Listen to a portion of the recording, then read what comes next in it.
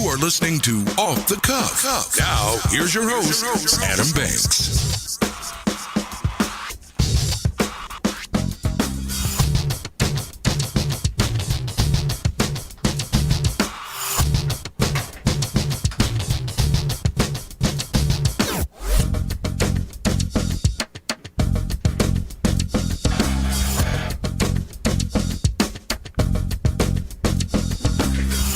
Welcome, everybody, to Off the Cuff. I am Adam Banks, broadcasting live from Lexington, Kentucky. Thank you for listening to the show, and thank you for tuning in to WLXU 93.9 LPFM Lexington. If you are joining us for the first time, this is Lexington's newest talk radio show that brings you nothing but jam-packed entertainment, talking about hot topics in today's world, both locally and globally.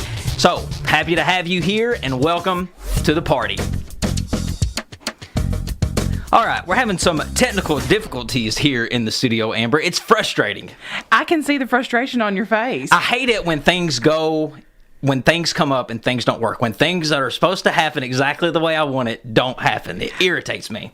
It's going to be fine, though. It is going to be fine. So, ladies and gentlemen, if you are just now joining us, I'm on Facebook Live, so you can tune into the Facebook Live. You can ask us questions, comment on the show, whatever you want to do. Thank you for tuning in. Or you could also download the WLXU app on your smartphone device, or tune to your local radio station, 93.9 here in Lexington, and listen to the show. I had everything queued up. I had such a good intro prepared for this episode, and it's not working. It's irritating the bejesus out of me. But I was wanting to come into Monday Night Raw theme music because I wanted to start the show talking about Monday Night Raw, Amber. If you grew up in the 90's, you might have been blessed to have Monday Night Raw on your television set, because that was the absolute best era in wrestling. Was 1996 to about 2004, yeah. I'd say, was really when it was the best of the best. Now, I went and watched wrestling, Monday Night Raw, here in Lexington at Rupp Arena. They didn't say it was at Rupp Arena. They said it was at the University of Kentucky, which was weird. There was probably like 20 Kentucky students there. But yeah, the arena was Rupp Arena. It had been 20 years since I had watched a wrestling event. Now, where did you watch them 20 years ago? 20 years ago, it was 1999, in the heart of the Attitude Era. And I went with my friend Ryan Mullins. Okay. And a couple other people. That's really the person that stands out to me the most of going to that event. Oh, my buddy Dale. Okay. Corey Mosley. Okay. And it was Michael Hall and his son Tyler Hall. That's a crowd. That's a motley crew right there. That's a crowd. But we sat in the rafters back in '99, and but it didn't matter where you sit back then. It did not matter, because that was still to this date, the best event that I had ever went to in my entire life. Monday nights, Amber, you don't understand. It used to be the highlight of my week. Oh, I did understand, because Tuesday morning for you was hype. Yeah, Tuesday morning was the best time in the world, because you got to go to school and you could talk about what happened the next day, what happened the night before on Raw. And it was absolutely amazing. So this time was a little bit different. This time, 2019, the product is, I'm going to go ahead and say it, it's bad. But your videos looked like a lot of fun. The production value, without question, it's some of the best production value I've ever seen. They've stepped up their production, I feel like. It's more colorful. They can make it look like a lot of people's there when there's not really a lot of people there. They actually closed off the upper arena of Rupp Arena, and it made it look like, it created an illusion like the that arena it was full. Was full, yes. Okay. But it was fun. Went with some buddies to that event. Chad Rainwater, Zach Kahn, and Matt Renfro, all from Nicholasville. Also sounds like a crowd. Also another motley crew. All from Nicholasville. It's odd. I've never met a person from Nicholasville I haven't liked. So shout out to the listeners in Nicholasville. Don't break the streak. If I meet you, I'm going to have to like you, because I've yet to meet someone from Nicholasville I have liked. But it was a little different 20 years later, but it was still fun. And what was so fun about it is wrestling, the event of wrestling is different. It's not a basketball game, a football game. It's unlike any event that you can go and see. It's a place where I feel like it's a community. and people are getting along. People they pick their sides. They have their favorite wrestlers. The majority of the people in the audience were wearing shirts of old school wrestlers, kind of like the one I've got on now, the Macho Man Randy Savage. Yep. Yeah, they were wearing, I saw Terry Funk shirts, I saw Mick Foley shirts, I saw Hogan shirts, Macho Man, Ric Flair. I seen them all. And it just goes to show that the product back in the 90s and the late 80s, there was nothing that can compare to it. Well, I guess, what do you think is the biggest difference between now and, we'll say, maybe 2000? Oh, it's the PG era. Back in the 90s, they used to target that show, Monday Night Raw, for adults. Yes. Okay, and you probably, thinking back on your childhood, did you ever watch wrestling? Oh, my grandfather, Monday nights, 9 to 11, don't talk, don't call. There you go. There you go. Your grandpa. Yep, my grandpa. Your grandpa watched it. Grandpas today ain't watching wrestling. No, grandpas today are not watching wrestling. No, dads today aren't watching wrestling. It was those people back in the day that was watching it. Back then, as a kid, you used to have to sneak off and watch Monday Night Raw. Because those storylines, man. Oh, the storylines were insane. It was so insane. I'll never forget the first time I ever watched Monday Night Raw. It was 1996, so I would have been 8 years old. 8 years old. And you remember back in the 90s how great it was to get a TV in your room? Oh, that was the best feeling in the world. Well, I hadn't got a TV in my room yet, but my sister did. And I remember going into her room and watching TV when she wasn't in there. And I remember flipping on the USA Network, Monday Night Raw for the very first time. And I still to this day remember what the topic was. It was Austin's got a gun, or Pillman's got a gun. It was when Brian Pillman pulled a gun on Stone Cold Steve Austin and tried to shoot him because Stone Cold was trying to break into his house. And that was just such a rush to watch that. Something I couldn't believe I was seeing something like that live on TV. And there was always that question out there: is it real? Is it fake? How much of it is real and how much was fake? How much was it? Yeah. And I just remember thinking that Stone Cold was the baddest SOB on the planet. And he was. And he was. And he was. And the man done it all wearing jean shorts. He did. And he was the only man in the universe, still to this day, that could pull off a fanny pack. He pulled off not only a fanny pack, but this man's out there in combat boots and like tight Levi's. Just rolling around with people, and it was always random people, and he was good visitors that came to the show, and he was just good old country folk. He was from Texas, just a country guy from Texas. Wore them tight jeans, wore them black boots, nothing fancy. Drank beer, chewed tobacco. He was just your common guy, and he was that McMahon Austin feud is what catapulted the wrestling business into the stratosphere. Oh, yes. And then you start adding in those storylines. You know, Triple H was my absolute favorite. Yeah. And the only thing I think about is Triple H and Stephanie McMahon getting married in the drive-thru of Las Vegas. That was one of my favorites. In the drive-thru of Las Vegas. That was in 2000. I remember that because Triple H ended up meeting Stephanie through that storyline and eventually in real life fell in love with her, and look at where he's at today. Yeah, the product's a little different today. Going there, it was still fun because of just the nostalgic of going to Monday Night Raw, going to wrestling. It was still a lot of fun, but it's just different. I didn't recognize hardly anybody there. The only person, you know who I jumped out of my skin for? Who? Was Shane McMahon. Yeah, I loved him. Shane McMahon's music hit, and I jumped up, and I didn't. It was so natural. I kind of felt embarrassed after I did it. I was like, "Wow, I can't believe I'm jumping up this much." No, why would you not? I mean, he was iconic in our childhood. Yeah. Why would you not jump up? Right. I would have judged you if you wouldn't have jumped. Here comes the money. Yo, here we go. Here comes the money. Money. And he comes out and he's dancing. It's great stuff. Did he have a suit on? No. See, Shane, no. And see, back in the day, he would have came out with a suit on. He was more corporate Shane McMahon. He was the son of Vince. But yeah, he came out now. Shane's got a new image where he wears tennis shoes. He's got his own apparel, so he wears his own shirts. But yeah, I didn't recognize hardly anybody there. Rey Mysterio was the main event.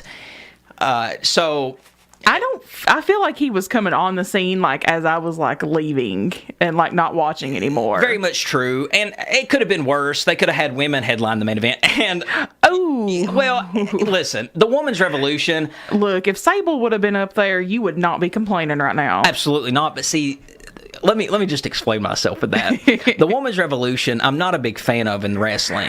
And I'm not saying that women can't be wrestlers, but they tried it at WrestleMania. They had a main event featuring women, and it was boring. It might have been the worst WrestleMania match I've ever seen. Well, I guess when I think women in wrestling, I do think Sable, I think Trish Stratus, I think Chyna, and who do we have now? We've got the Bella Twins, ain't that their names? They're terrible. Yeah, you got the Bella Twins, you got Sasha Banks, you got Ric Flair's daughter. I mean, they're okay, but the divas back then, even though they just exuded like divaness, sexiness, and aura about them. Yes, I mean, when you had Sable coming out and Jackie and Ivory and wait, what was Goldust's wife? Terry Reynolds. Yeah. Okay. Terry Reynolds. And she eventually, I think she started off as Marlena. That was her name. But she transitioned into Terry Reynolds. But yeah, even though that they wasn't as athletic, and the women today are athletic, but back then they were more just diva-ish. Exactly.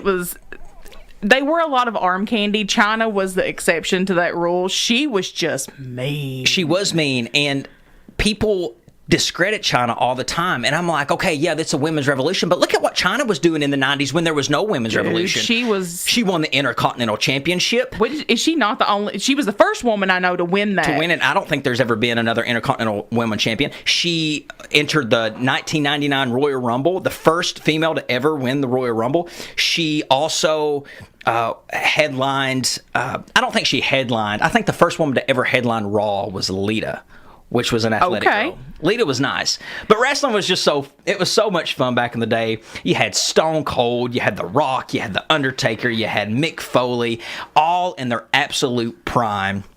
And now today, it's completely different. And part of the reason is because Vince McMahon, he stepped down from running things. He's still very much a part of it, but he's not as in your face as what he used to be. Well, and I think it made it hot because you've got this man who's supposed to be a CEO, and he's coming out here, trying to not get Stone Cold stunned in the middle of this ring, but yet throwing a microphone at somebody. I do think that the competition helped wrestling back in the day when you had WCW versus WWF Monday nights. Oh, that was insane. Your thumb was sore because you had to flip back and forth. You had to because Sting was on WCW. Sting was on WCW. I love Sting. Yeah. And there my poor papa would be just back and forth on them channels. Oh, absolutely. When I used to stay on out with Gregory, when I used to stay on out with Gregory, his dad used to watch WCW, and that's when I really got introduced to that world, because that was a different world in itself. You had, the NWO, and you had Goldberg. But the competition helped, and I think that's what the WWE needs today, is it needs more competition. And there is another organization coming up called AEW, All Elite Wrestling, and they will be debuting May the 25th with a pay-per-view. Okay. And they are going to be trying to give the WWE a run for their money. They've already signed some top talent like Jim Ross, the greatest play-by-play guy in the entire wrestling business. Oh, okay. They've got Chris Jericho. So they've made moves. Walls of Jericho? The Walls of Jericho. Absolutely loved it. Well, ladies and gentlemen, we will be right back with some more Off the Cuff. You are listening to 93.9 LPFM Lexington. Welcome back, ladies and gentlemen, to Off the Cuff. Adam Banks here with you. The technical difficulties here in the studio is fixed. Amber, do you want to hear the riff that I was going to play? I would love to hear that riff. At the beginning of the show. Yeah, let me play that for you. I had this queued up for you guys at the beginning of the show to talk about wrestling. That would have been so hype to come in after, too. Do you remember that? I remember that. Like it was yesterday. You had and when you heard that, you would run. I miss running to the TV to watch things. You had the iconic Jim Ross on there. Welcome, everybody, to Pittsburgh, Pennsylvania. With a jam-packed house of 30,000 people. That was a horrible Jim Ross impersonation. That was a horrible. But that's what you used to hear. And it was like, it was a competition between how loud the music was and how loud he would talk. That's what I remember. Is I feel like if the music got a little louder, he talked a little louder. It was so much fun, and that music just brings back so many memories. Loved it. The 90s was a great time to be alive, Amber. The 90s was a great time to be alive. The 90s was a great time to be alive. But you know what else I like about the 90s, Amber? What? It's the music. The music. Absolutely. Well, ladies and gentlemen, let's take a musical break and listen to some DJ Jazzy Jeff and the Fresh Prince with I Think I Can Beat Mike.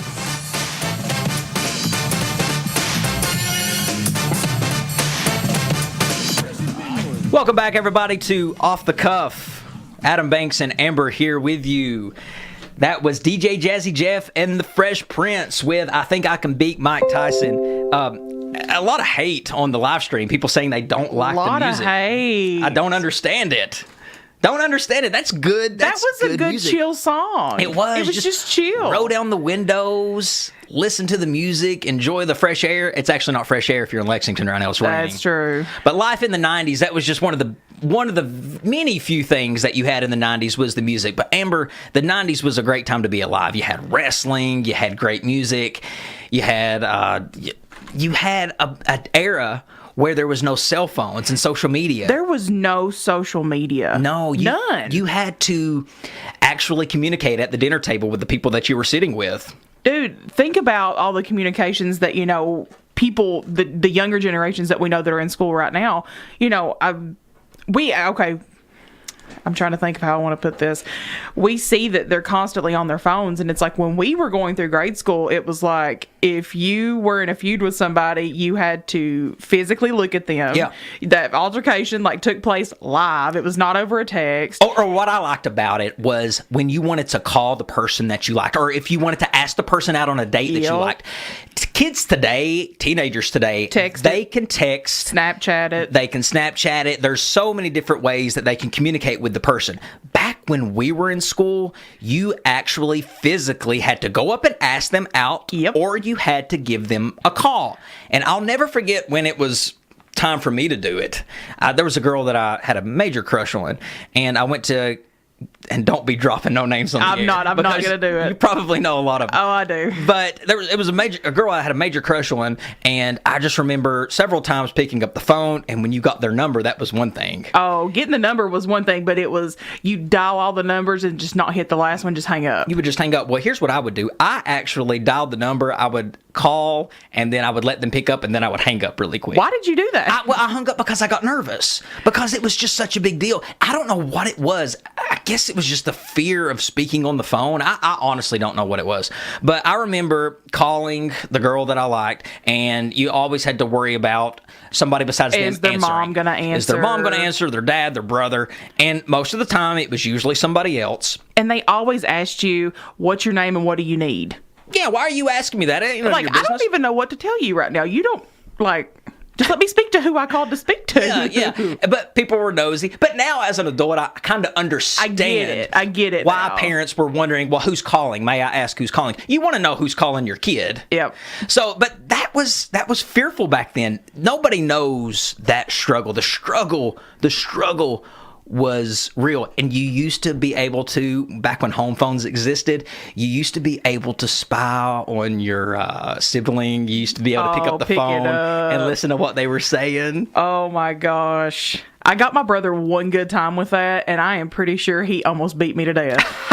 He caught me. He caught you. He caught me. I was not stealthy as a child. I was not slick. There was so much in the 90s, though. There was so much that you could do back then that you can't necessarily do today. One of the things that you could do back in the 90s was you could actually go and get your pictures developed. Now, yeah, you can do that today. You can get your pictures developed. But it's kind of weird when people do it now. But used to, that's all you had to do that in order to get photos. You had a disposable camera. Remember the last day of school, everybody would bring a disposable camera. Yeah, and take pictures. Well, I don't know why we done that. Oh. We were going to see each other in a couple of months anyway. Oh, that last day of school, though.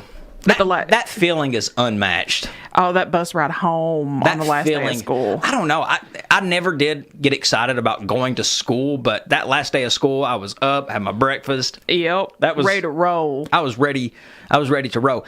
Getting home from school and getting to watch music on MTV, because there used to be music on MTV. Do you remember TRL?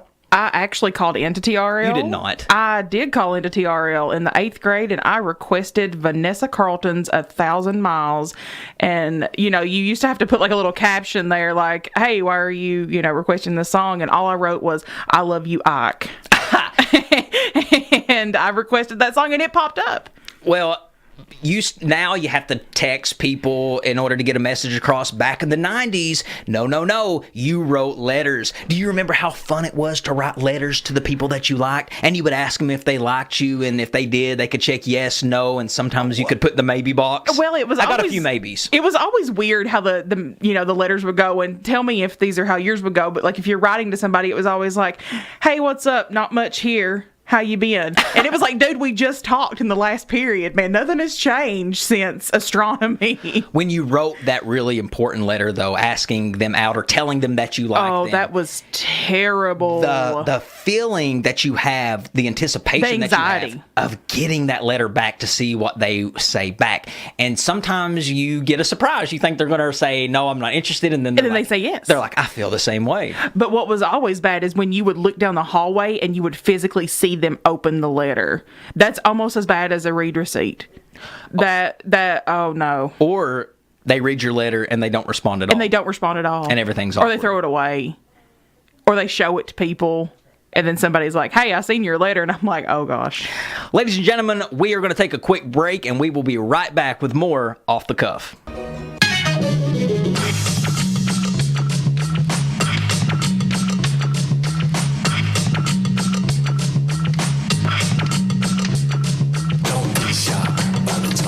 Welcome back, everybody, to Off the Cuff. Adam Banks here with you. Amber is also here in the studio with me as well. 30 minutes has already passed. It doesn't seem like that. It flies by. It flies by. They need to put us on every day. I think time flies when you're having fun. Time flies when you are having fun. Well, Amber, did you get a chance to watch the NFL draft? I watched it because of you.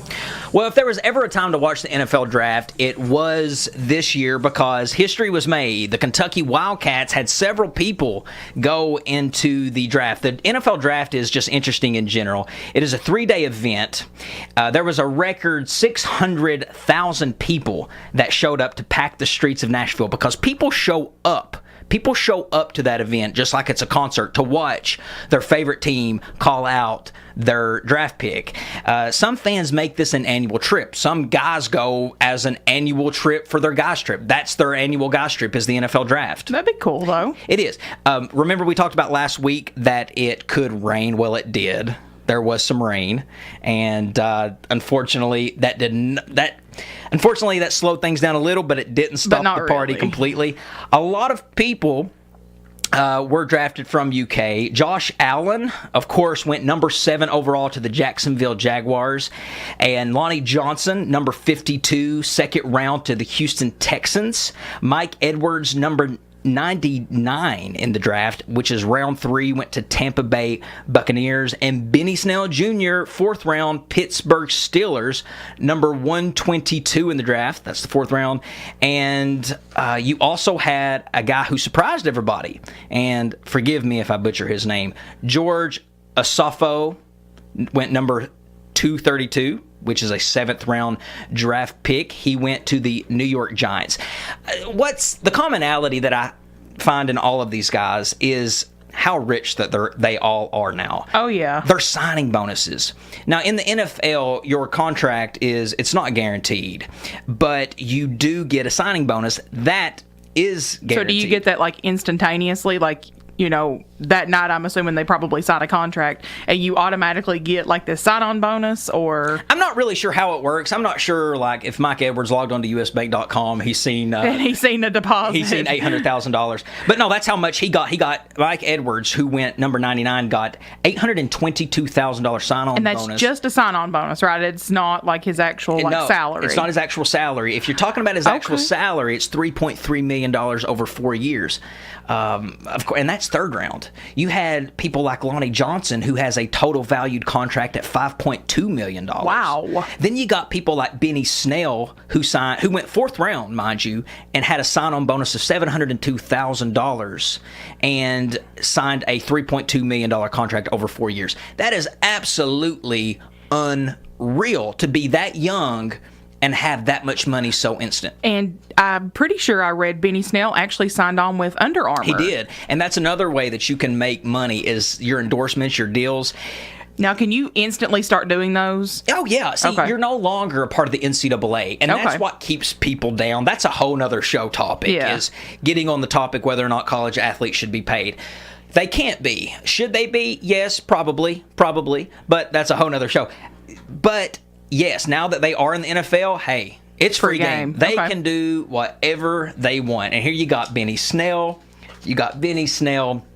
Who is already doing deals with... I feel like that deal came out with Under Armour. Almost instantly. Yeah, and Under Armour's already got some big names. They got Steph Curry. They've got a bunch of people.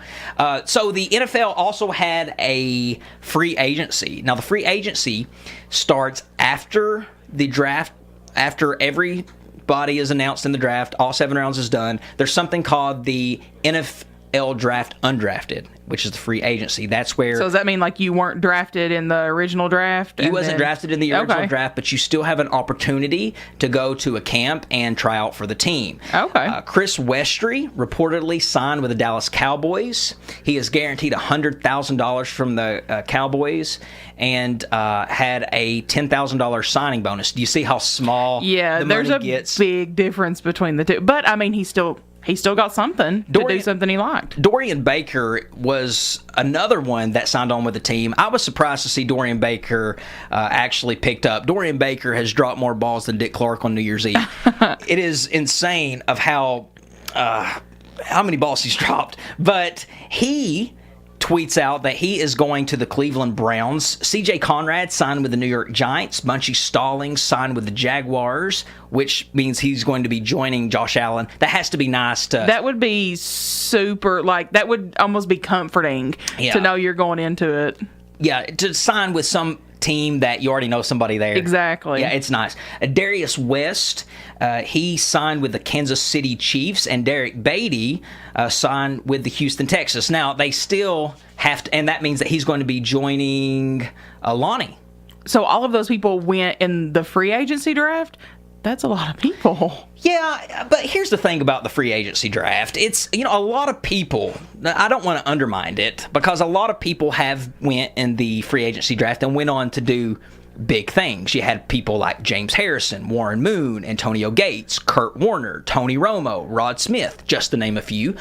But they all went on to do bigger and better things after their draft. They ended up signing big contracts with guaranteed money.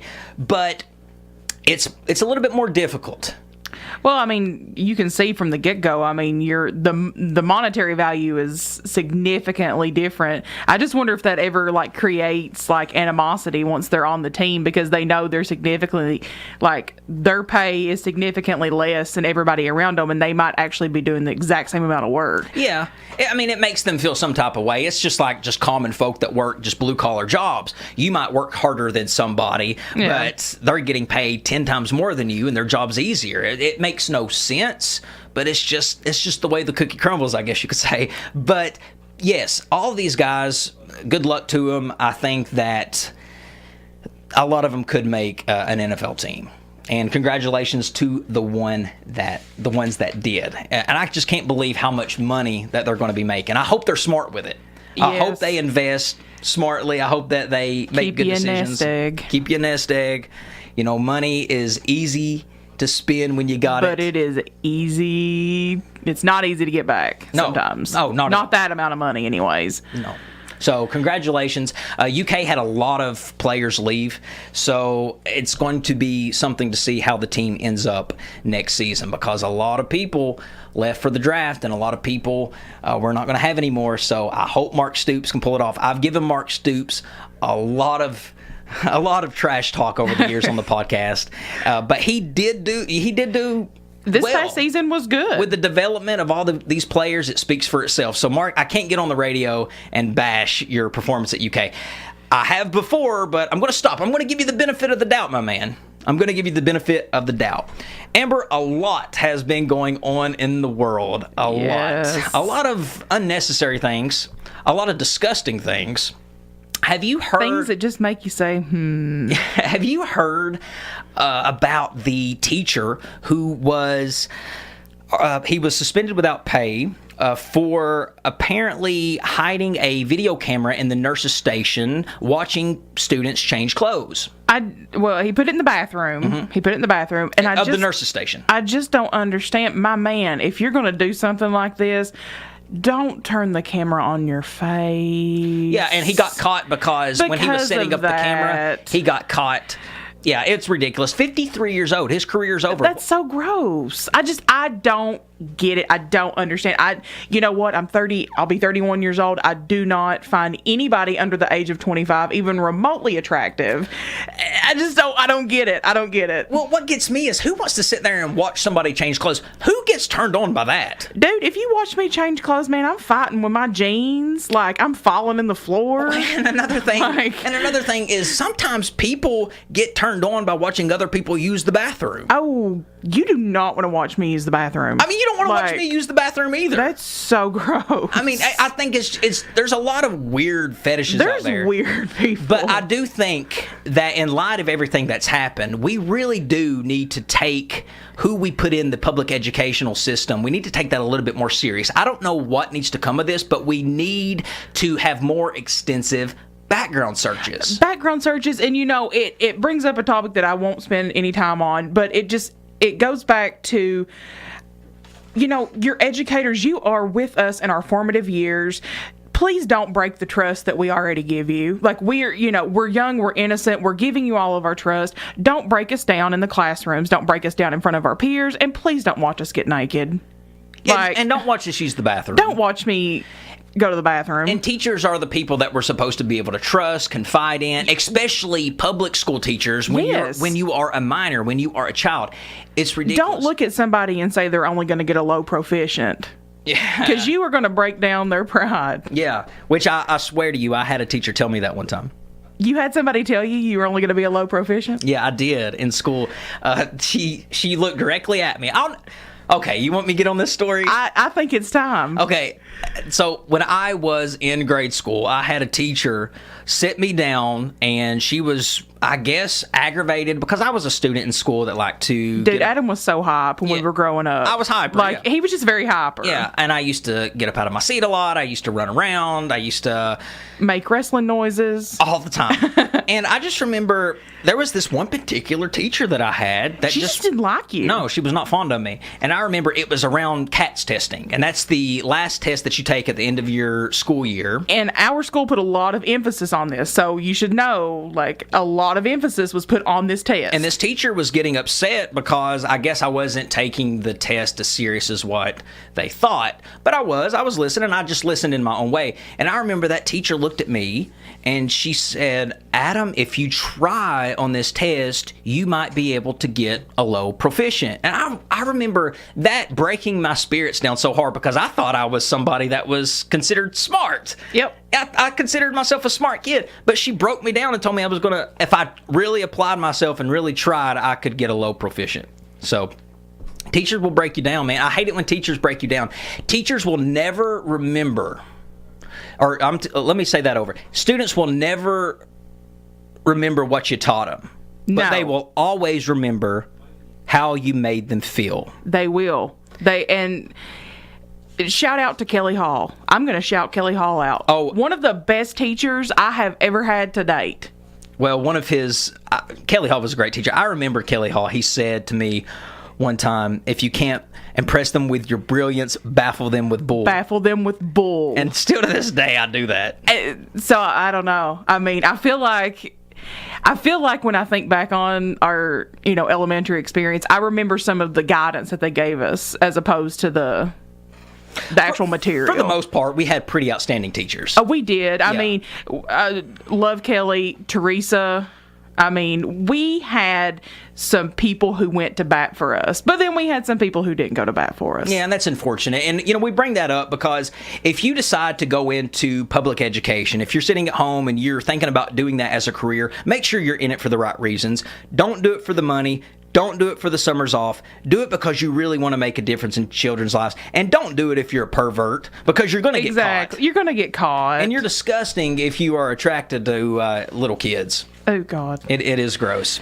Very gross. Well, ladies and gentlemen, we're going to take another commercial break. We will be back with our last segment here on Off the Cuff.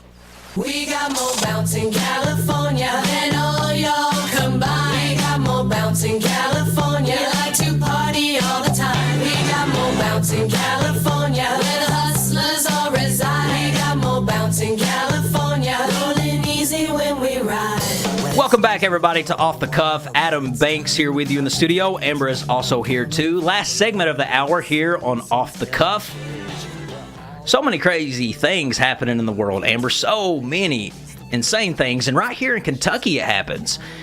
Did you hear about the young man who was stabbed for apparently not giving his friend a pinch of dip?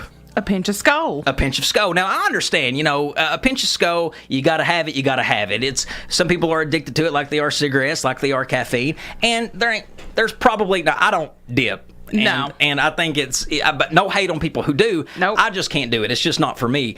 But I did try it once. I understand. I understand of the people. Oh gosh, I did too. I hated it. I thought I would like it, but I didn't. But I understand the people that do. There's probably nothing like just putting in a dipski for your lipski when you're. Wait, what did you just say? Dipski for your lipski. Okay. There's probably nothing like putting in a dipski for your lipski when you're watching a basketball game or any type of sporting event or going through a stressful time. So I understand why people, when they want to dip, they want it now. But to stab somebody over it, that's a little bit much. I mean, it's a little bit much. It is bad. But the student from Pulaski County, he gets stabbed in the bathroom because the guy didn't give him a pinch of dip. And if you guys don't know where Pulaski County is, it is in Somerset. And the kid who got stabbed was 18 years old. His name was Daniel Wilson. He was released from the hospital. Yep, they airlifted him to UK just for precautionary reasons. And I think he was actually back at school today. I mean, so kudos to him, because I'd probably be like, I'm not going back there. But it's so juvenile when you think about why people back in school used to fight over the silliest things. Do you remember fights back in the day? Like skipping the line? Like skipping the line. But fights back in the day it was funny because when we were in school and fights would break out, we used to not run from the fights. No, we ran towards. We used to run towards the fights. But we never thought about, like, physically, honestly hurting one another. Like, you can speak for yourself, but I think people did. I don't think that anybody we grew up with was like, hey, man, I'm going to bring a knife to school today, and I'm going to stab you if you don't give me some skull. I see what you're saying. It wasn't like they were trying to hurt them as far as stab them. They were just going to give them a good old whooping. Yeah, you was going to get a good beaver whooping. You were going to get a good Knott County whooping. And I'll tell you, people, it sounds silly that they were fighting over dip, but that happens. People fight over silly things even as adults. 20 years ago when I was in school, it was happening. I remember this kid, and it makes me laugh now. He wanted to physically whoop me, is what he said. He wanted to whoop me because I wouldn't let him borrow a pencil. And I remember him coming up and said, "Buddy, you better give me that pencil or I'm going to whoop you." "You better give me that pencil or I'm going to whoop you." And I was like, "You're going to whoop me over not giving you a pencil?" But what was always fun was when, like, they wanted to bring other people in. When they wanted to, like, I'll bring my whole crew. And my whole crew going to get Buddy, you. I'll bring Pooh Bear, Polar Bear, I'll bring Smiley, I'll bring the whole crew. And I'm just like, oh, gosh. And you're just like, okay. Yeah, people would. They would bring in the whole entire crew to fight you or whoop you. Whoop you. Everybody was going to get whooped. Everybody was always getting whooped. Or I'm going to set you on fire. Yeah. Everybody was getting set on fire. Who said set you on fire? Well, I set your head on fire. No, I remember they said they were going to beat the fire out of you. Well, I remember somebody saying, I'm going to set your head on fire. And I was like, okay. But growing up where we did, you did learn how to fight. You learned how to fight. That is one thing. You learned how to take care of yourself. You had to. And it was impoverished. I mean, we had to. We had to. Yeah, I mean, and sometimes when I hear stories like this of the kid got into an altercation because of school, that stuff was happening 20, 25 years ago too. It was. People were getting whooped because they wouldn't give somebody a pencil to borrow. Yep. And I mean, but the fights, what was probably your most memorable fight you have ever seen? Ooh, without naming names. Most memorable fight would probably be one. I mean, are we talking grade school or high school? Because I think most memorable is going to be high school of your life. There was a girl I'm still really, really good friends with this girl, and so it was a girl fight. It was a girl fight. Girl fights were always nasty, and I feel like I've seen more girl fights than boy fights. And there was something about a younger gentleman that was involved, and all I know is do you remember Fruitopia? Those drinks we could get, like they were really big, like in the late 90s and early 2000s. Yeah. They were not gross. They were awesome. Peach Pawpaw was awesome. But the girl that my good friend was fighting with, she just flung that bottle like with no regard as to who it was going to hit. And I just remember once that bottle hit somebody, it was just chaos. Well, my most memorable fight, actually, I don't know.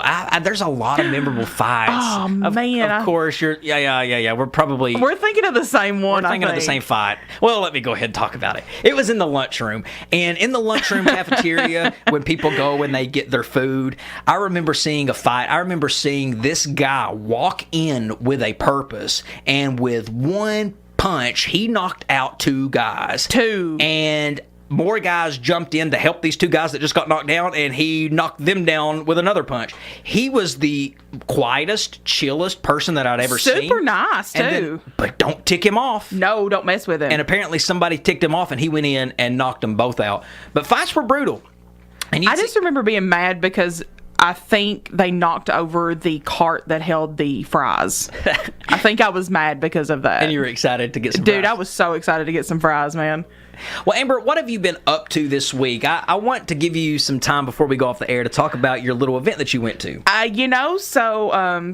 Went to a concert on Sunday night. Went to the Millennium Tour, not to be confused with the Backstreet Boy Millennium Tour, I guess I should say. Okay. People like Chingy, Yin Yang Twins, Lloyd.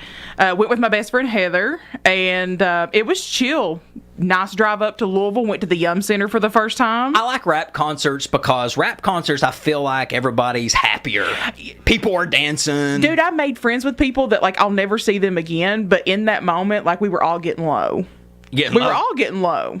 Like, we were all, but I will say, my age showed a lot while I was there, because I think by about like the third or fourth time of getting low, I just got out because I had to sit down. I was like, nah, I'm done.